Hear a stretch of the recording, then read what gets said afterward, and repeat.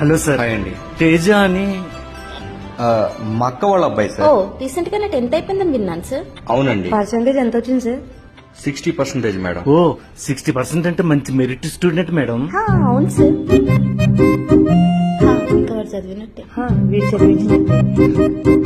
Sir మాది Chaitanya college sir. ఇలా 60-70% వచ్చిన వాళ్ళు మా దగ్గర జాయిన్ చేస్తే చేపను రుద్దినట్టు రుద్ది 80-90% తీసుకొస్తాం సార్.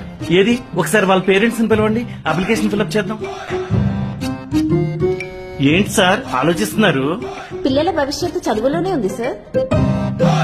పిల్లలకు మనం ఇచ్చే ఆస్తి ఏదైనా ఉందంటే అది చదివే కదా సార్. అడ్మిషన్ తర్వాత రాపిద్దాం గానీ మీ అందరూ హైలీ క్వాలిఫైడ్ టీచర్సేనా? ఎంత మాట అన్నారు సార్.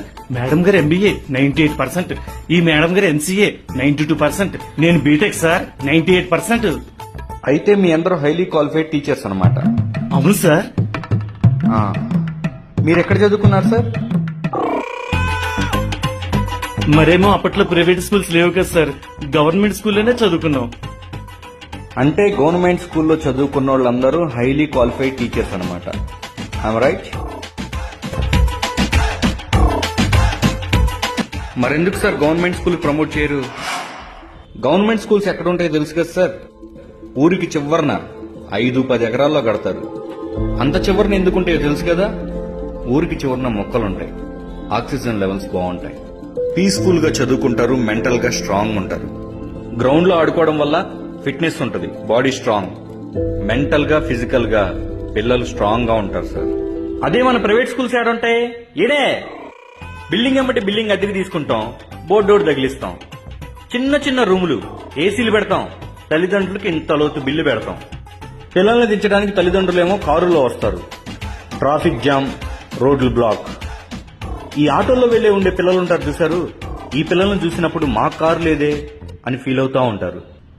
ఇంకా మీ సెక్యూరిటీ గార్డు ఉంటాడు చూసారా, రోడ్డు మీదకి ఏ పిల్లోడు పరిగెత్తుకుంటూ వస్తే ఏ లారీ గుద్దిద్దా అని అదొక భయం. అవసరమా సార్ ఇదంతా? పూర్వం గురుకులాలు అనేవి ఉండేవి సార్. పిల్లలే గురుగారి దగ్గరికి వెళ్లి విద్యను అభ్యసించేవాళ్ళు. ఆ ట్రెండ్ పోయింది. ఆ తర్వాత స్కూల్స్ వచ్చాయి. పిల్లలు టీచర్లు ఒకే చోటకు వచ్చి చదువు చెప్తున్నారు, చెప్పించుకుంటున్నారు. ఇప్పుడు ఆ ట్రెండ్ కూడా పోయినట్టుంది. టీచర్లే పిల్లల ఇంటి దగ్గరకు వచ్చి అయ్యా మీకు చదువు చెప్తామని అడుక్కుంటున్నారు.